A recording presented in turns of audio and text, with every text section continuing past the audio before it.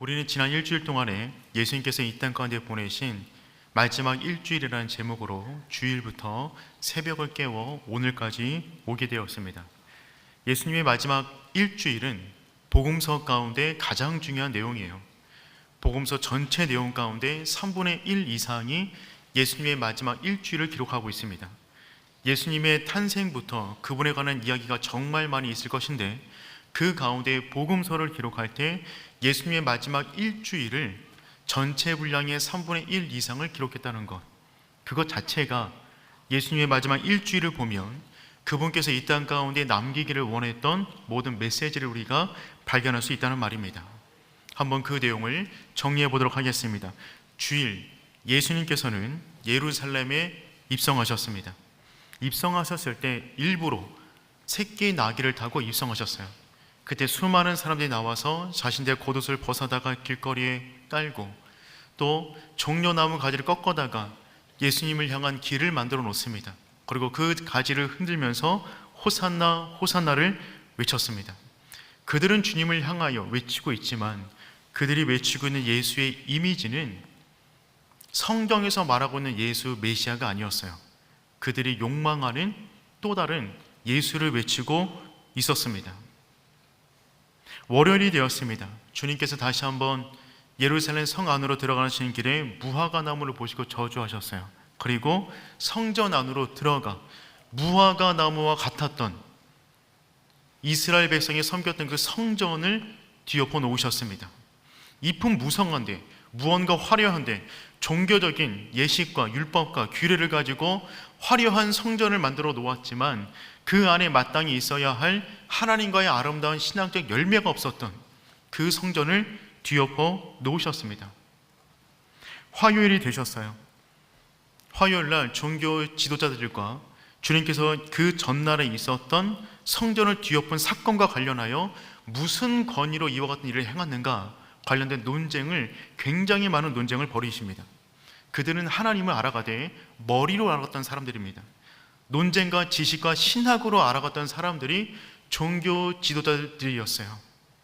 그 논쟁 끝에 주님께서 한 과부가 2렙돈을 헌금하는 모습을 통하여 그들이 내세웠던 그 수많은 논쟁과 지식들이 얼마나 힘이 없는가를 보여주십니다.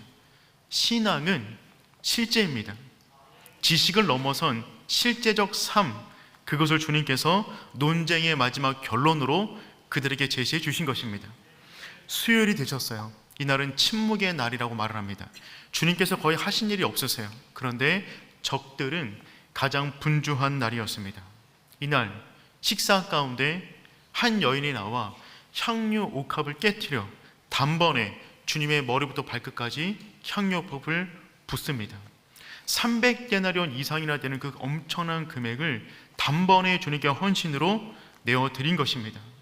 그 현장을 바라보고 있던 가룟 유다가 어찌하여 이것을 낭비하느냐라고 말한 다음에 그는 그 밤에 나가 대제사장을 만나 은 30에 이 여인이 드렸던 값어치의 10분의 1밖에 안 되는 그것에 예수 그리스도를 팔아넘길 계획을 세웁니다. 그날부터 예수를 넘겨줄 기회를 엿보고 있는 것이죠. 목요일이 되셨습니다. 가장 분주한 날 가운데의 하루입니다. 최후의 만찬을 하셨습니다. 그 최후의 만찬 가운데 제자들이 자신들을 배신할 것을 말씀하시고, 그 가운데 유다가 밖으로 나가 군인들을 데리러 옵니다. 그 가운데 주님께서는 겟세마네 동산을 오르셨어요. 기도하셨습니다. 제자들과 함께 기도하기를 원했지만 제자들은 눈이 무거웠어요. 하지만 주님께서는 그들을 깨우신 다음에 일어나라, 함께 가자, 나를 잡으려 하는 자들이 가까이 왔노라 라고 말씀하시면서 그들과 함께 마지막 일정을 진행하십니다. 그리고 금요일, 성금요일, 주님께서는 체포를 당하시고 새벽부터 연거푸 6번 재판을 받으신 이후에 금요일 오전 9시에 십자가에 달리셔서 오후 3시에 운명하십니다. 오늘 우리는 그 금요일 마지막 일정을 마가복음을 중심으로 함께 나누기를 원합니다. 금요일의 일정은 세 부분으로 나눌 수가 있는데, 체포와 재판과 십자가 처형입니다. 먼저 체포입니다. 주님께서는 겟세마네 동산에서 기도하신 이후에 체포를 당하셨습니다. 겟세마네라는 이 동산의 이름이 무엇이냐면 착유기, 기름을 짜는 곳이라는 이름의 뜻을 가지고 있어요.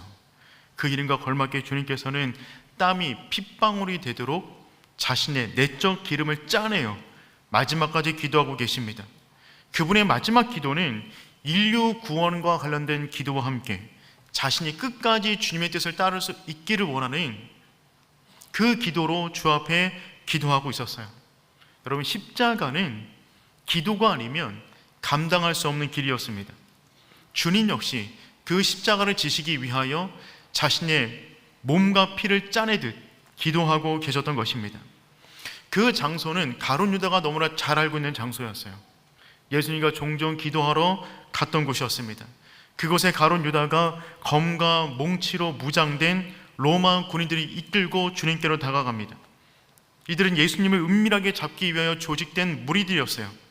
이들의 작전명은 유다의 키스입니다. 이들은 예수님의 얼굴을 몰랐어요. 사인을 주고받았습니다. 유다가 키스하는 사람이 메시아이다. 그를 잡으면 된다. 마가복음 14장 44절 말씀 우리 함께 읽어보겠습니다. 예수를 파는 자가 이미 그들과 군호를 짜 이르되 내가 입맞추는 자가 그이니 단단히 끌어가라 하였는지라. 그렇죠. 서로 암호를 매긴 겁니다. 내가 키스하는 사람이 메시아인이 그를 잡아가면 된다는 것입니다. 그래서 유다가 키스하는 그 사람만 잡으면 되는 것이었어요. 그러니 유다가 지금 이 밤에 주님께 와서 랍비어라고 키스를 한다, 이 장면을 우리가 생각해 보면 평소에도 두 사람은 이와 같이 인사를 나눴을 것이다 라고 짐작해 볼 수가 있을 것입니다. 너무나 둘 간의 자연스러운 인사법이었습니다. 이때 서로 간에 입맞춤을 한다는 말은 사랑과 존경과 환영의 의미였어요. 유다는 다가가서 이렇게 말합니다. 랍비어. 이때 입맞춤은 사랑과 존경의 탈을 쓴 배신의 입맞춤이었어요. 가증스러운 입맞춤이었어요. 이 본문 가운데 쓰여져 있는 입맞춤이라는 이 단어가 그리스어로 보면 필레오라는 단어를 써야 되는데 원래 입맞춤은 필레오라는 단어를 씁니다. 그런데 이 단어의 앞에 강조가 붙어 있어요. 카타필레오라는 단어를 썼습니다. 카타필레오는 어떤 입맞춤이냐면 그냥 의례 한 번 입맞춤을 맞추는 것이 아니라 정말 반갑고 정말 사랑하여 몇 번 더 입맞춤을 하는 그 모습을 말하는 것입니다. 이 입맞춤은 성경에 여러 번 등장하는데 어디에 등장하냐면 예수님에게 향유를 부은 그 여인이 카타필레오를 했어요. 예수님 머리에 향유를 붓습니다. 발끝까지 흘러갔어요. 그 여인이 무릎을 꿇은 이후에 예수의 발에 입맞춤을 하는데 그때 쓰여졌던 단어가 카타필레오입니다. 온 사랑과 정성을 다하여 입맞춤을 했던 그 모습을 지금 유다는 가증스럽게 흉내내고 있는 것입니다. 또 이 단어가 언제 쓰였냐면 탕자가 집을 나갔습니다. 집 나간 탕자가 집으로 돌아왔어요. 그때 아버지가 그 아들을 향해 달려가면서 그 아들에게 입맞춤을 하는데 그때 쓰여졌던 단어가 카타필레오입니다. 그러니 이 입맞춤은 그냥 입맞춤이 아니에요. 정말 사랑과 존경을 담은 입맞춤이었습니다. 그러니 주님께서는 그 순간에 그 가증스러운 유다의 키스를 인내하셔서만 했습니다. 모든 것을 아시는 그분께서 온전한 말씀을 이루기 위하여 그 가증스러운 입맞춤마저 받아내신 것입니다. 예수님께서 체포되는 그 현장 가운데 모든 제자들은 정신을 잃어버리고 도망치게 됩니다. 우리 마가복음 14장 50절 말씀 읽어보겠습니다. 제자들이 다 예수를 버리고 도망하니라. 다른 사람들은 몰라도 나는 결단코 주님을 떠나지 않겠습니다 라고 말했던 베드로, 그 역시 도망쳤어요. 어떤 제자는 도망치다가 옷이 붙잡혔습니다. 그러자 그 옷을 벗어버리고 알몸으로 도망쳐요.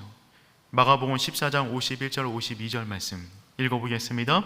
한 청년이 벗은 몸에 홑배울을 들이고 예수를 따라가다가 무리에게 잡힘에 배 홑배울을 버리고 벗은 몸으로 도망하니라.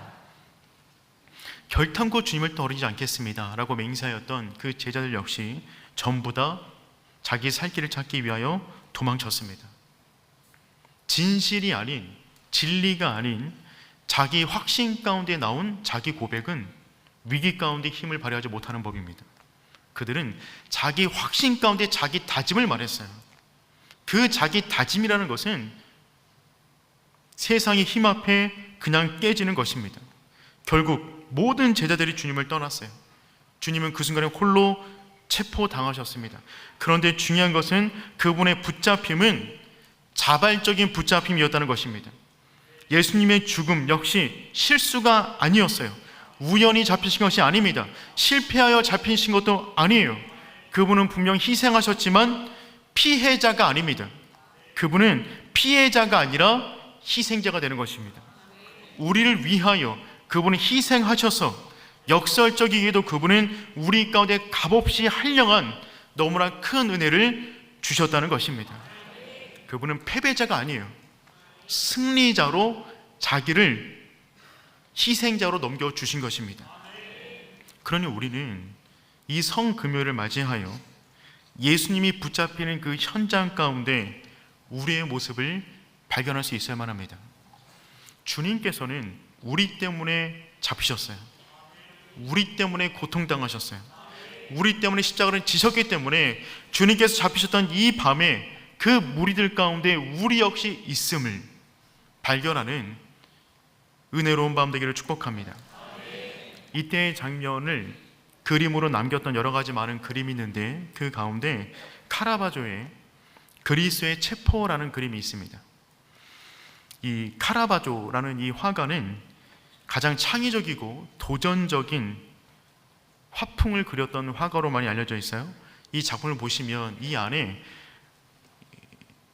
암흑 가운데 등장하는 7명이 있습니다. 그런데 가장 오른쪽에 있는 사람, 등불을 들고 있어요. 그 사람을 찾으셨나요? 그 사람의 시각에서 지금 사건이 보여주고 있는 것입니다. 그런데 가장 왼쪽에 있는 사람, 가장 크게 놀라서 도망치는 사람이 있죠? 그 사람이 누구냐면 제자 요한입니다. 예수님을 가장 사랑했다고 말하고 주님의 품위에 안겨 있었던 요한이 지금 너무 놀라서 도망치고 있는 장면이에요. 그 옆에 주님의 모습이 보입니다. 주님의 눈동자를 보세요. 그분은 무언가 깊은 고뇌에 빠진 모습입니다. 크게 놀라지도 않으세요. 크게 슬퍼하지도 않으세요. 그냥 그 상황을 담대하게 받아들이는 모습입니다. 그 옆에 유다가 입맞춤을 하기 위해 다가옵니다.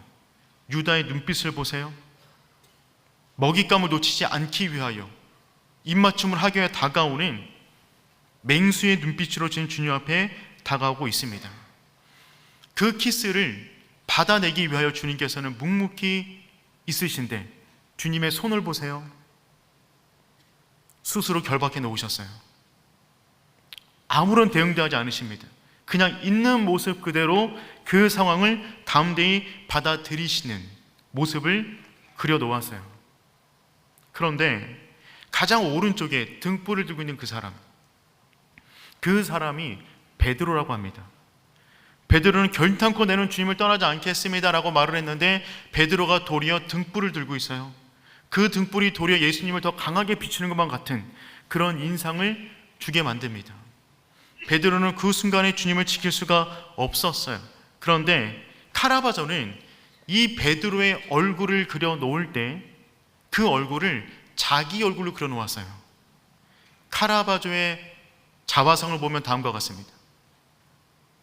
나왔나요? 저 모습이 카라바조의 얼굴의 모습이 되는 것입니다. 그러니 지금 이 화가는 무엇을 우리에게 말해주고 있는 것이냐면 그 현장 가운데, 주님의 체포되는 그 현장 가운데 이 그림을 그리고 있는 카라바조 역시 그 현장 가운데 있었다는 것입니다. 우리가 공범이다라는 사인을 이 그림을 통하여 우리에게 주고 있는 것이죠.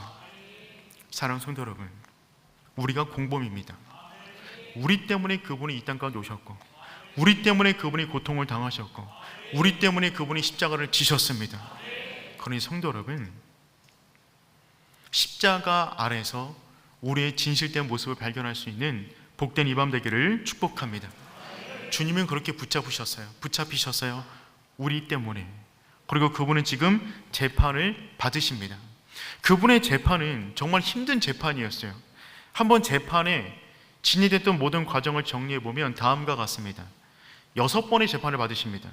굉장히 분주한 재판이었어요. 첫 번째 안나스의 재판을 받으시고, 두 번째 가야바의 재판을 받으셨어요.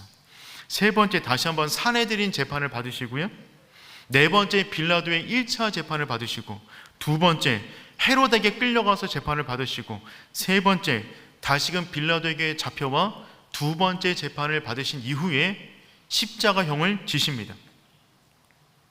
이 6번의 재판이 하루도 안 되는 사이에 몇 시간 만에 전부 다 진행이 되었어요. 주님께서는 이리저리 끌려다니면서 재판을 받으신 것입니다. 먼저 1차 재판입니다. 대제사장 안나스에게 신문을 받으십니다. 대제사장 안나스는 현 제사장인 가야바의 장인입니다.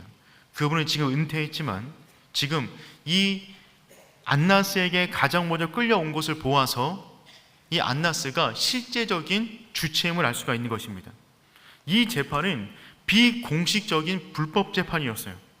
이때 재판을 학자들은 새벽 2시경에 이루어졌을 거라고 말을 합니다. 불법적인 재판입니다. 원래 재판은 낮에 모이는 겁니다. 공식적인 시간에. 또한 이 재판은 법정에서 이루어져야 되는데 안나스의 집안에서 모이게 되었어요. 불법이에요. 더군다나 이때 재판은 종교 절기 가운데는 진행이 안 됐습니다. 근데 지금은 6월절이에요. 재판을 열어서는 안 되는 날입니다. 더군다나 이 가운데 변호사는 없어요. 모든 사람이 지금 예수를 죽이기 위한 전제하에 재판을 진행하고 있는 것입니다. 새벽 2시경에 70명의 산헤드린 가운데 연락이 닿았습니다. 빨리 모여라. 예수를 잡았다. 재판할 것이다. 그때 아마 사람들이 몰려오고 있었을 것입니다. 사람들이 다 오지도 않았는데 재판은 진행이 되고 있는 거예요. 그 가운데 예수님은 어떤 말도 하지 않으십니다. 그리고 두 번째로 재판이 가야바 앞에서 진행이 됩니다. 이 가야바는 현직 대제사장입니다. 실제적인 법정 권한을 가지고 있는 사람이에요. 이 사람이 아무리 신문해도 주님께서 한 말씀도 대답하지 않으셨어요. 마가복음 14장 60절과 61절 말씀 우리 한번 읽어보겠습니다. 대제사장이 가운데 일어서서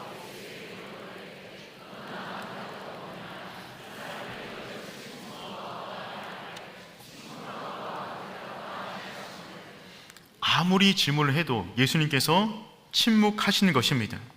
예수님의 이 침묵은 이사야에서 예언되었던 고난받는 종에 대한 예언을 이루시는 장면이었어요. 그때 예수님은 침묵할 것을 이미 이사야 가운데 예언이 되어져 있었습니다. 우리 이사야 53장 7절 말씀 우리 한번 읽어보겠습니다. 그가 곤욕을 당하여 괴로울 때에도 그의 입을 열지 않았으며 마치 도수장으로 끌려가는 어린 양과 털 깎는 자 앞에서 잠잠한 양같이 그의 입을 열지 아니하였도다. 아멘. 주님께서 얼마나 하실 말씀이 많으셨겠어요? 그분은 논쟁에서 밀리는 분이 아니셨습니다. 그럼에도 불구하고 이 현장까지 그분은 묵묵히 침묵하셨어요. 왜요? 이 말씀을 이루기 위하여. 주님의 모든 일정은 말씀 위에 있었습니다. 주님은 마지막까지도 그 말씀을 온전히 이루기 위하여 하실 말씀이 많으셨지만 침묵으로 말씀을 이루어 나가시는 것입니다. 그때 한마디 질문합니다. 내가 그리스도냐? 내가 그리스도냐? 이 질문에 대하여 한마디 말씀하십니다. 우리 마가복음 14장 61절 말씀 읽어보도록 하겠습니다. 대제사장이 다시 물어 이르되 내가 창설받은 이의 아들 그리스도냐? 내가 그리스도냐? 이 질문에 대하여 주님께서 입을 여셨어요. 우리 14장 62절 말씀 읽어보겠습니다. 예수께서 이르시되 하늘 구름을 타고 오는 것을 너희가 보리라 하시니. 아멘. 주님께서 모든 신문에 대하여 입을 다무셨다가 내가 그리스도냐? 라고 하는 질문 가운데 내가 그니라 라고 말씀하시고 그 뒤에 있는 말씀은 다니엘 7장과 시편 110편의 말씀을 인용하여 붙여서 말씀하신 것입니다. 이 말씀으로 인하여 산헤드린은 이 순간에 예수님께 듣기를 원했던 답변을 얻게 되었습니다. 주님께서 시인하셨어요.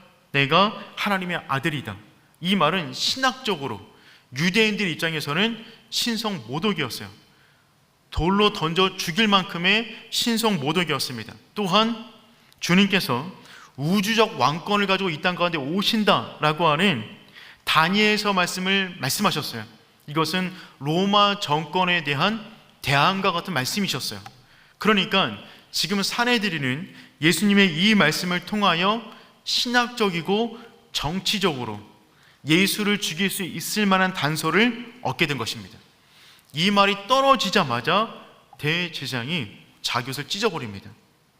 14장 63절 말씀 읽어보겠습니다. 대제사장이 자기 옷을 찢으며 이르되 우리가 어찌 더 증인을 요구하리요.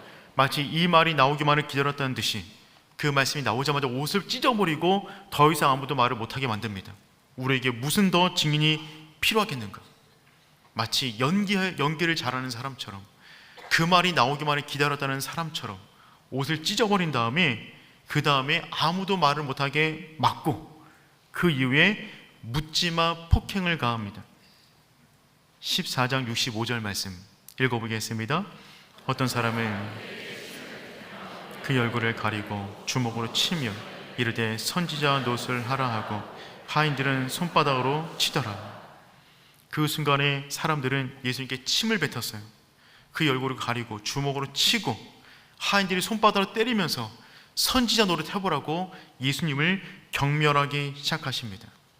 그 순간에 주님께서는 이사야 50장 6절의 말씀을 이루신 것입니다.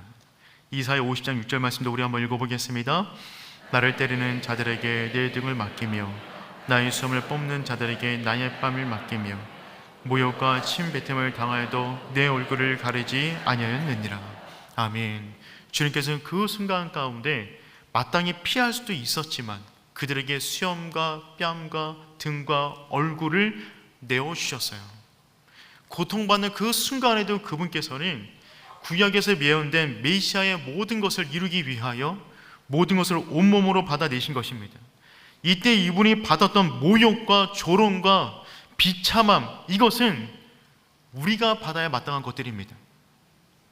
죄를 지은 모든 인간들은 이와 같은 조롱과 비참함, 이것을 받아야 되는 존재가 되는 것인데 주님께서 우리 때문에 대신하여 그 모든 조롱을 인내하고 계시는 것입니다. 주님께서 그렇게 구타와 모욕을 받는 그 순간에 대제사장의 뜰에서는 베드로가 넘어지고 있었어요. 베드로는 그 순간에 예수님을 따라왔습니다. 베드로가 일전에 말했어요. 모든 사람이 다 주를 떠나도 나는 주님을 떠나지 않겠습니다. 그 말을 일부분 이루고 있어요. 홀로 몰래 쫓아가서 예수님이 대제사장 집 안에서 지금 신문을 받고 있는 그 동안에 베드로는 밖에서 불을 쬐면서 어떤 일이 벌어지는가 창밖으로 그 모습을 주시하고 있었습니다. 그때 한 사람이 다가와 베드로를 알아봤어요. 그리고 말을 하는 것입니다. 너도 나사렛 예수와 함께 있었다. 내가 널 봤어 라고 말을 하는 것입니다. 그때 베드로는 마치 아무 일도 없다는 듯 무슨 소리야? 난 모르는 일인데? 라며 그냥 건너갑니다. 이 말은 무슨 말이냐면 난 지금 그런 얘기 처음 듣는 이야기인데 예수가 누구야? 이런 정도의 느낌의 말이 되는 것이죠. 그리고 자리를 옮겨서 앞들로 옮겨갔어요. 그 앞들에 있는데 또 한 사람이 나와서 말하는 것입니다. 이 사람도 그 도당이다 라고 말을 하니까 이때는 베드로가 강하게 부인합니다. 강하게 부인해요. 왜냐하면 유대인의 법상 재판을 할 때 증인이 한 명 있으면 법적 효력이 별로 없습니다. 그런데 증인이 2명 나타나면 그때부터 효력을 지녀요. 그러니 한 명이 등장할 때는 그냥 무시해버렸는데 2명이 등장하니까 강하게 부정했던 것입니다. 너무 강하게 부정하니까 사람들이 아무 말도 못했어요. 잠시 시간이 흐른 다음에 증인 한 사람이 더 등장했어요. 너도 갈릴리 사람이다. 참으로 그 도당이다 라고 외쳤습니다. 이제 증인이 3명 나타난 것입니다. 그때 베드로가 이렇게 말을 합니다. 마가복음 14장 71절 말씀 읽어보겠습니다. 그러나 나는 너희가 말하는 이 사람을 알지 못하노라 하니. 베드로가 말합니다. 저주하며 맹세하되. 처음에는 무시하듯 그냥 넘겼어요. 두 번째는 강하게 부정하며 넘겼어요. 세 번째는 저주하며 맹세하고 말을 하는 것입니다. 여기서 저주했다는 말은 예수님을 저주했다는 말이 아니라 자기 자신을 저주했다는 말입니다. 내가 예수를 알면 정말 죽을 것이다, 이런 식의 자기를 저주하며 맹세하고 있는 것입니다. 그러니 지금 베드로는 너무나 다급한 상황이에요. 자기마저 잡혀갈 수 있는 그 상황이었습니다. 이때의 상황을 렘브란트가 그림으로 그렸어요. 우리 한번 그림을 보도록 하겠습니다. 한 여인이 불을 쬐고 있는 가운데 베드로 뒤에 와서 말하고 있는 것입니다. 너도 그 도당이다. 그러니 베드로가 너무나 당황스러워서 화들짝 일어나서 자기를 지금 변호하고 있는 장면이에요. 너무나 놀라서 앉아서 말하지도 못하고 일어서서 그 여인의 말에 지금 강하게 반대하고 있는 것입니다. 그런데 지금 베드로가 서 있는 그 뒤편에 검은 곳에 하나의 실루엣이 보이는데 그분이 누구냐면 예수님이세요. 예수님이 그 순간에 베드로를 바라보고 있는 그 장면을 렘브란트는 그 그림 속 가운데 감춰놓은 것입니다. 베드로가 세 번째 부인하자 그 순간에 닭이 두 번 울었어요. 우리 14장 72절 말씀 우리 한번 읽어보겠습니다. 닭이 곧 두 번째 울더라. 이에 베드로가 예수께서 자기에게 하신 말씀 곧 닭이 두 번 울기 전에 내가 세 번 나를 부인하리라 하심이 기억되어 그 일을 생각하고 울었더라. 여러분, 그렇죠? 곧 닭이 두 번 우니까 베드로가 그때서야 주님께서 하신 말씀이 떠올려졌어요. 닭이 두 번째 울자 머리에 망치를 맞은 듯 베드로는 정신이 화들짝 깨어났습니다. 닭 소리가 베드로의 기억을 불러일으킨 것입니다. 그 소리가 잠자고 있었던 베드로의 영혼을 깨운 것입니다. 그 닭 소리를 들었는데 그 순간에 주님께서 베드로를 바라보고 계셨어요. 닭 소리가 들리자 베드로가 예수님을 쳐다봤는데 그 순간에 주님도 고개를 돌려 베드로를 쳐다보십니다. 누가복음 22장 61절과 62절 말씀 우리 한번 읽어보겠습니다. 주께서 돌이켜 베드로를 보시니 오늘 닭 울기 전에 내가 세 번 나를 부인하리라 하심이 생각나서 밖에 나가서 심히 통곡하니라. 아멘. 주께서 돌이켜 베드로를 보시니 그 순간에 주님과 베드로의 눈빛이 맞았습니다. 예수님께서는 지금 계속 끌려다니면서 재판을 받는 가운데 모욕과 침뱉음과 저주를 받는 그 가운데서도 닭이 두 번 울자 베드로가 생각나 베드로를 쳐다보고 계십니다. 그리고 그 눈빛들이 서로 맞게 되었어요. 이때 눈빛은 어떤 눈빛이었을까요? 주님의 눈빛이 내 말이 맞지? 이런 눈빛이었을까요? 아니에요. 째려보는 눈빛입니까? 아니에요. 측은한 눈빛입니다. 괜찮다. 내가 다 안다. 여기서 그만해도 된다. 그만 너를 저주해도 돼. 그만 부정해도 돼. 내가 너의 약함을 이미 알고 있었어. 그만해도 된다는 것입니다. 베드로는 세 번씩이나 부정했어요. 처음에는 간단하게 부정했습니다. 두 번째는 강하게 부정했어요. 세 번째는 자기를 저주하면서까지 부정했어요. 이제 자기를 더 크게 부정을 해야만 하는데 주님께서는 베드로가 더 큰 악으로 빠지기 전에 더 자기를 저주하고 또 어떻게 해서 예수를 모른다고 항변하는 자기 스스로 넘어지기 전에 주님께서 눈빛을 총하여 베드로를 지키고 있는 것입니다. 그 눈빛은 베드로를 향한 연민의 눈빛이었어요.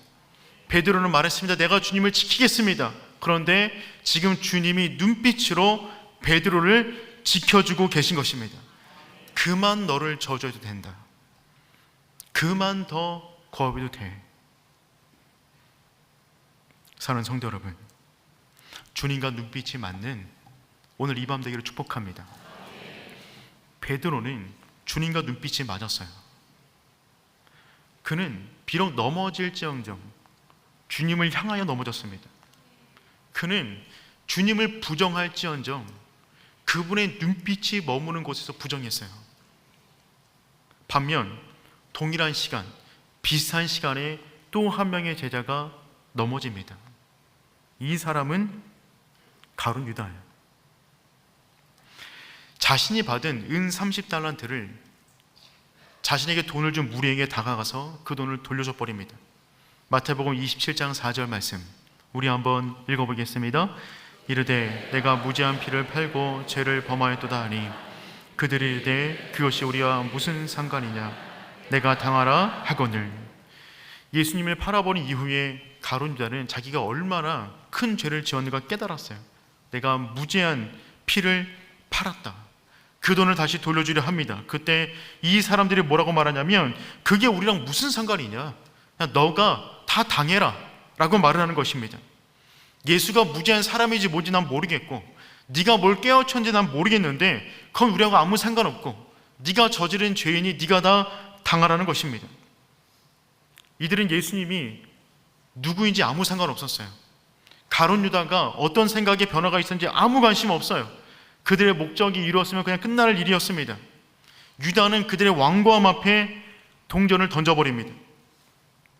이 모습은 베드로의 모습보다 용감해요. 베드로는 한 계집종이 묻는 그 말에도 벌벌 떨면서 나는 그를 모른다 라고 저주까지 했어요. 그런 반면 지금 가룟 유다는 너무나 용감한 모습입니다. 그 앞에 돈을 그냥 던져버리는 것이죠. 한 나무를 하나 보도록 하겠습니다. 여러분, 이 아름다운 나무, 이 나무가 혹시 어떤 나무인지 아시나요? 이 나무의 이름은 유다 박태기 나무입니다. 영어로 말하면 유다 스트리입니다. 일명 유다의 나무예요. 이 나무에서 유다가 목매달아 자살했다라고 하는 이야기가 있습니다. 왜 그러냐면 이 나무가 꽃 피는 시기가 이처럼 아름다운 선홍색의 꽃을 피는 시기가 3월 혹은 4월경이라고 합니다. 고난주간이죠. 지금 4월에 고난주간 보내고 있잖아요. 꽃을 피는 시기가 딱 2주에서 3주만 피고 꽃이 다 떨어진답니다. 그래서 전설 같은 이야기로 이 나무에서 유다가 목매달아 죽었다고 말을 합니다. 그래서 나무 이름도 유다 스트리예요. 그런데 이 나무는 원래 백색이었다고 합니다. 그런데 유다가 이 나무 가지 가운데 목을 매달아 죽은 이후에 피가 튀어서 이렇게 분홍빛 나무로 바뀌었다고 하더라고요. 여러분, 유다는 그 순간에 자신의 인생을 스스로 파괴시켜 버립니다. 생각해보면 베드로도 넘어졌어요. 유다도 넘어졌어요. 베드로는 저주까지 했습니다. 그런데 베드로는 다시 일어섰어요. 하지만 유다는 돌이킬 수 없는 길로 갔습니다. 그 차이는 어디에 있을까요? 그 차이는 예수님의 눈빛에 있어요. 베드로는 비겁하지만 예수님을 쫓는 방향에서 비겁한 사람이었습니다. 유다는 담대하지만 예수님 밖에서 담대한 사람이었어요. 용기로 보자면 유다가 더 클 수도 있습니다. 그런데 베드로는 넘어지되 예수님의 시선이 머무는 방향에서 넘어졌어요. 유다는 용기를 보이되 예수님의 시선 밖에서 반대 방향에서 용기를 보였다는 것입니다. 그러니 사랑하는 성도 여러분, 넘어지더라도 주님의 품 안으로 넘어질 수 있는 하나님의 백성 되기를 축복합니다. 예수님 밖에 있는 용기가 우리를 지켜주는 것이 아닙니다. 예수님 안에 있는 연약함, 예수님 안에 있는 우리의 눈물, 그 아픔이 도리어 강함이 되는 줄 믿습니다. 드디어 해가 떴어요. 이제부터 로마 재판이 시작되는 것입니다. 밤에 벌어진 재판은 불법 재판입니다. 이제 낮이 되었어요. 새벽이 되었습니다. 이때부터 베드로의 1차 신문이 시작이 됩니다. 빌라도의 1차 신문이 시작이 되는 것이죠. 빌라도는 이 지역의 총독이었어요. 총독으로 가장 중요한 역할은 두 가지인데 세금을 잘 걷는 것과 정치적으로 안정을 시키는 것입니다. 그런데 지금 이상한 일이 벌어졌어요. 벌어나서는 안 되는 일이 빌라도 입장에서 벌어진 것입니다. 예수를 잡아와 이를 죽여야 된다며 대제사장과 사내들인 사람들이 몰려와서 압박을 합니다. 빌라도는 똑똑한 사람이에요. 아무리 찾아봐도 죄가 없는 겁니다. 빌라도는 그냥 내보내려고 했는데 사람들이 내보내지 못하게 만듭니다. 그런데 빌라도가 신문하는 가운데 예수님의 고향이 갈릴리라는 것을 깨닫게 됩니다. 그래서 갈릴리 분봉왕이었던 헤롯에게 예수님을 보내버립니다. 죄가 없는 것 같은데 자꾸만 자기에게 뭔가를 내리라고 하니까 자기의 어떤 것을 피하기 위하여 헤롯에게 보내버린 것입니다. 예수님은 그 아침에 또한 헤롯 앞으로 끌려갔어요. 그래서 헤롯 앞에서 이제 5번째 재판을 받는 것입니다. 그 앞에서 재판을 받고 있는데 헤롯 역시 보니까 예수님 안에 어떤 죄도 발견할 수가 없었어요. 그런데 묻는 말에 대답도 안 하시니까 헤롯이 조롱하듯 예수님에게 빛난 옷을 입혀서 다시금 빌라도에게 보내버립니다. 예수님은 빌라도 앞에 다시금 오셨어요. 그러니 지금 새벽 2시부터 오전 9시 이전까지 6번 왔다 갔다 하면서 계속해서 매를 맞으시면서 이동해 나가신 것입니다. 이제 마지막 재판이 되는 빌라도 앞에서 또다시 한번 재판을 받게 되는 것입니다. 빌라도는 아무리 신문해도 예수님의 죄를 발견할 수가 없었습니다. 그래서 한 가지 묘책을 내리는데 그것은 무엇이냐면 예수님을 마구 때리는 것입니다. 예수님을 마구 때린 다음에 그 비참한 모습을 사람들 앞에 보여주는 것입니다. 이 정도면 됐지, 이 정도 망가졌으면 됐지라고 하는 모습을 보여주면 사람들의 어떠한 경기가, 그들의 광분이 수그러들 것이라고 생각을 했던 것입니다. 그래서 예수님을 기둥에 묶어놓고 무차별로 채찍을 가하기 시작합니다. 이 장면이 예수님께서 고난받으시고 채찍 맞으시는 그 유명한 장면이 되는 것입니다. 십자가를 지지 않게 하기 위하여 빌라도가 처방으로 내린 채찍이 이 채찍이었어요. 예수님은 그 순간에 온몸이 찢겨져 나갑니다. 온몸에서 피가 납니다. 머리에 가시면을 씌웁니다. 온갖 조롱과 침뱉음을 당하셨어요. 그분의 몰골은 그냥 피투성이 그 자체였어요. 그 모습으로 사람 앞에 내세웁니다. 이 정도면 됐지. 그런데 유대인들은 그것으로 만족하지 못합니다. 그를 죽여라, 십자가 매달라 라고 소리치기 시작했어요. 그 순간에 빌라도는 손을 씻어버립니다. 손을 씻은 다음에 너희들 뜻대로 하라고 예수님을 십자가형으로 형을 내리는 것이죠. 이때부터 예수님의 처형이 시작됩니다. 오전 9시에서 시작된 처형이 오후 3시까지 이어지는 일정으로 예수님의 금요일 오전 시간이 되는 것입니다. 이제 주님께서 십자가를 지셨어요. 십자가를 지신 다음에 골고다까지 올라가시는 것입니다. 십자가를 지시고 골고다까지 가는 그 길을 뭐라고 그러냐면 비아 돌로로사라고 그럽니다. 비아 돌로로사라고 하는 그 의미는 고난의 길, 슬픔의 길이라는 뜻이에요. 지금 저곳에 1번으로 찍혀있는 곳에서 시작이 되어서 지금 맨 마지막 골고다 지역까지 가시는 것인데 그 길이는 전체가 800m 정도 됩니다. 걸어서 가면 한 15분 정도 되는 거리입니다. 이 거리 가운데 주님은 정말 많이 넘어지셨어요. 이미 온몸이 새벽에 끌려다니면서 재판을 받느라 지쳐 있었고 수많은 채찍과 수많은 고통을 이미 당하셨어요. 돌아가시지 않은 것이 이상할 만큼 주님의 몸은 완전히 망가져 있었습니다. 그때 주님께서는 십자가를 지고 그 길을 가십니다. 우리 마가복음 15장 30절 말씀 한번 읽어보겠습니다. 내가 너를 구원하여 십자가에서 내려오라 하고 군인들이 외치는 것입니다. 조롱하며 외치는 것입니다. 내가 메시아라며 십자가에서 내려와라 라고 부추기고 있는 거예요. 너가 메시아라면 내려와서 메시아임을 증명해 보이라는 것입니다. 즉 자기 증명의 욕구를 다시 한번 부추기고 있는 거예요. 내가 하나님의 아들이라면, 메시아라면 이 정도는 할 수 있는 거 아니야? 라며 주님을 또한 조롱하고 있어요. 그런데 주님께서는 십자가에 내려오심으로 자기가 메시아임을 증명하지 않으시고 도리어 그럼에도 불구하고 십자가에 매달려 계심으로 자기가 메시아임을 증명해 보이십니다. 성경에서 말하는 메시아는 힘으로 오시는 메시아가 아니기 때문에, 대속의 왕으로 오시는 메시아이기 때문에 그분은 십자가에 매달려 있으심으로 자기가 메시아임을, 자기 증명을 보여주고 있는 것이죠. 사랑하는 성도 여러분, 이것이 우리가 이 땅 가운데 살아가면서 자기의 십자가를 지고 주님을 따라가는 사람들이 이 땅 가운데 자기를 증명하는 방식이 되는 줄 믿습니다. 우리가 하나님의 제자임을 이 땅 가운데 증명하는 방식은 그 십자가를 버리고 안목의 정욕과 육신의 정욕과 이생의 자랑의 꺼리들로 우리를 증명해 나가는 것이 아니라 십자가를 끝까지 지는 모습으로 우리가 제자임을 증명해 나가는 줄 믿습니다.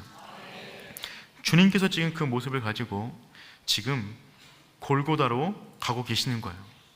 예수님이 지셨던 그 십자가는요, 너무나 무거운 십자가입니다. 우리가 조금 전에 부활절 칸타타 통해서 십자가 나오는 거 보셨잖아요. 그거 형제 4명이 드는데 손이 막 떨리는 것 같더라고요. 저 떨어뜨리면 어떡하나. 제가 앞에서 조마조마해서 봤는데, 여러분, 십자가형을 보면 십자가 모양의 나무를 들고 가기보다는 십자가 가운데 가로만 메고 갑니다. 가로만. 왜냐하면 그 가로만 무게가 거의 30kg입니다. 그러니 십자가 전체는 메고 갈 수가 없어요. 너무 무겁기 때문에. 그래서 가로만 두 팔을 묶은 다음에 묶은 채로 그 나무만 가지고 가는 것입니다. 이 상태로 800m 정도 되는 비아 돌로라사를 거쳐서 골고다 언덕에 서게 되면 그 가운데 세로형의 큰 나무가 있어요. 그 나무에 묶어 못을 박아 나무를 끌어올리는 것입니다. 그 형식으로 십자가를 지시는 거예요. 주님은 그러한 고통의 길을 통하여 십자가에 매 달리셨어요. 2004년도에 개봉한 멜 깁슨의 패션 오브 크라이스트라는 영화가 있습니다. 혹시 그 영화 보셨나요? 2004년도에 개봉했으니까 벌써 20년이나 된 영화인데 저는 지금도 그 장면이 생생하게 기억에 남아있어요. 그때 딱 한 번 봤습니다. 그때 제가 청년부를 맡고 있었는데 청년부 아이들과 함께 이 영화를 봤어요. 그 영화를 보는 내내 어떤 청년은 눈물을 흘렸고요, 어떤 청년은 눈 안에 감아버렸습니다. 어떤 청년은 끝난 다음에 다시는 이런 영화 안 보겠다고, 기분이 너무 안 좋다고 그렇게 말을 하더라고요.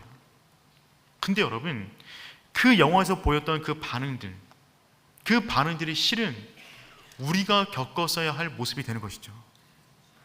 우리가 지은 죄의 모습이 그처럼 비참한 모습이라는 것입니다. 결국 우리가 당하고 우리가 졌어야 할 그 모든 십자가를 주님께서 대신하여 감당해 주신 것입니다.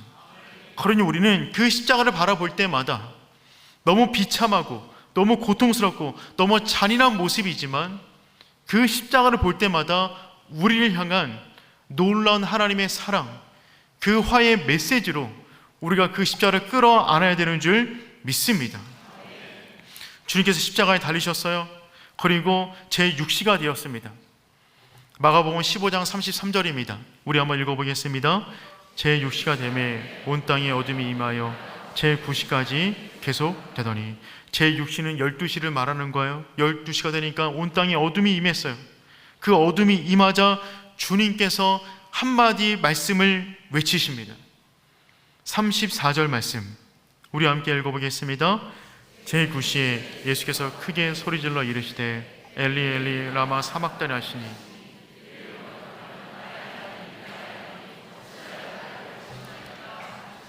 아멘. 주님께서 어둠이 임하자 크게 소리치셨습니다. 엘리 엘리 라마 사박다니. 이 말씀은 시편 21편 1절에 있는 말씀을 다시 한번 언급하신 것입니다. 나의 하나님 나의 하나님 어찌하여 나를 버리시나이까. 주님께서 십자가상에서 의식이 일어나는 그 가운데서도 주님께서는 말씀을 붙잡고 계셨던 것입니다. 주님의 모든 길은 말씀을 이루는 길이었다는 것이죠. 그분께서 외치십니다. 엘리 엘리 라마 사박다니. 그러자 그 모습을 바라보고 있던 군인들이 신포도주를 해면에 적셔서 예수님 입에 갖다 댑니다. 36절 말씀 읽어보겠습니다. 한 사람이 달려가서 해면에 신 포도주를 적시어 갈대에 꿰어 마시게 하고 이르되 가만두라 엘리야가 와서 그를 내려주나 보자 하더라. 주님께서 엘리 엘리 라바 사박단이라고 말했더니 엘리라는 말이 엘리사랑 비슷하잖아요. 그러니까 말을 못 알아듣고 엘리사를 부르는가 보다 라고 그들이 지금 밑에서 조롱하고 있는 것입니다. 근데 그 전에 이들이 해면에 신 포도주를 적시어 갈대에 베어서 예수 입안에 댔어요. 그런데 여러분, 해면, 이 해면이 무엇이냐면 스펀지와 같은 것입니다. 물을 빨아들이는 스펀지 같은 것인데 물을 잘 빨아들이고 쉽게 씻어낼 수 있는 것이에요. 로마 군인들은 이 해면을 허리에 차고 다녔어요. 이 해면의 용도는 무엇이냐면 대변을 본 이후에 대변을 닦는 용도입니다.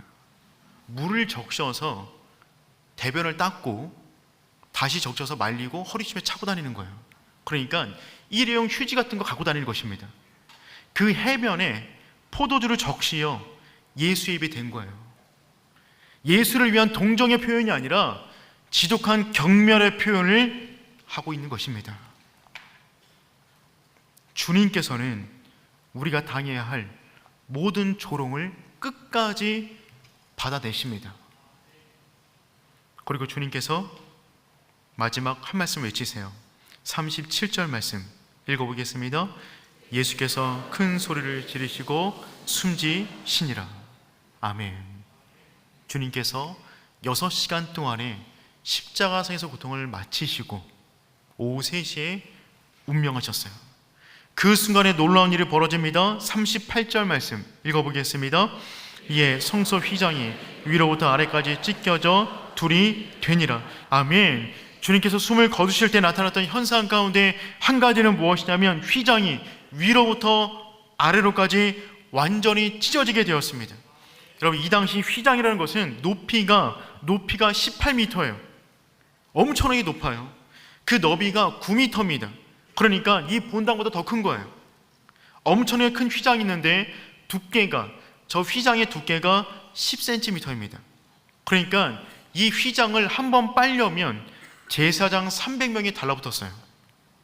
제사장 300명이 달라붙어서 내리고 끌고 빨고 널어야 될 만큼의 엄청난 무게와 두께를 자랑하는 것이 이 휘장이었습니다. 그런데 주님께서 돌아가셨을 때 휘장이 찢겨지는데 어디서부터 찢겨졌다고요? 위로부터 찢겨졌어요. 아래로부터 찢겨질 수도 없습니다. 사람이 찢었다면 아래에서부터 찢었겠죠. 그런데 위에부터 찢었다는 말은 무슨 말이냐면 하나님을 만나는 지성소와 성소를 구분해 놓았던 휘장을 찢어 놓으심으로 주님께 나아가는 새롭고도 산 길을 예수 그리스도의 보혈로 말미암아 우리 가운데 열어 두셨다는 것입니다. 주님의 십자가상의 마지막 공로로 인하여 우리는 주님께로 단번에 나아갈 담력을 얻는 믿음의 사람이 된 줄 믿습니다. 마가복음을 기준으로 하여서 하늘은 2번 찢어집니다. 하늘은 2번 찢어졌어요. 첫 번째로 찢어진 장면은 언제냐면 마가복음 1장 10절입니다. 마가복음 1장 10절 말씀 한번 읽어보겠습니다. 곧 물에서 올라오시되 하늘이 갈라짐과 성령이 비둘기같이 자기에게 내려오심을 보시더니. 아멘. 주님께서 세례를 받으셨을 때 하늘이 갈라짐, 이 단어가 찢어지다는 뜻입니다. 주님께서 공생애를 시작하셨을 때 세례를 받으셨는데 그 순간에 하늘이 찢어졌어요. 새로운 은혜의 시대가 펼쳐짐을 보여주고 있는 것입니다. 성령이 비둘기처럼 주님 가운데 충만하게 임하셨어요. 예수님의 공생에 처음에 찢어졌던 그 하늘이 예수님의 공생의 마지막 그 순간에 다시 한번 찢어진 것입니다. 휘장을 찢어 놓으심으로 주님께로 나아가는 새롭고도 산 길을 우리 가운데 마련해 두신 것입니다. 그러니 사랑하는 성도 여러분, 주의 십자가를 붙잡고 날마다 담대하게 주 앞으로 나아가는 저와 여러분 되기를 축복합니다. 오늘은 그와 같은 역사적인 날을 이루신 놀라운 은혜의 날이 되는 줄 믿습니다. 오늘은 고통의 날이에요. 아픔의 날이에요. 하지만 우리에게는 표현할 수 없을 만큼의 자유와 해방을 주시는 복된 날이 되는 줄 믿습니다. 주님께서 체포당하셨어요. 밤새도록 새벽이 맞기까지 유대인 재판을 3번 받으셨어요. 해가 뜨자 로마 재판을 3번 받으십니다. 조롱과 멸시와 침뱉음과 채찍에 맞으셨어요.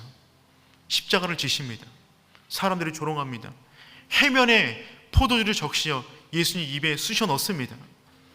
주님께서 그 모든 조롱과 고통을 우리가 받아야 할 것인데 그분께서 전부 다 감당해 주셨어요. 우리가 어찌 이 날을 그냥 보낼 수가 있단 말입니까?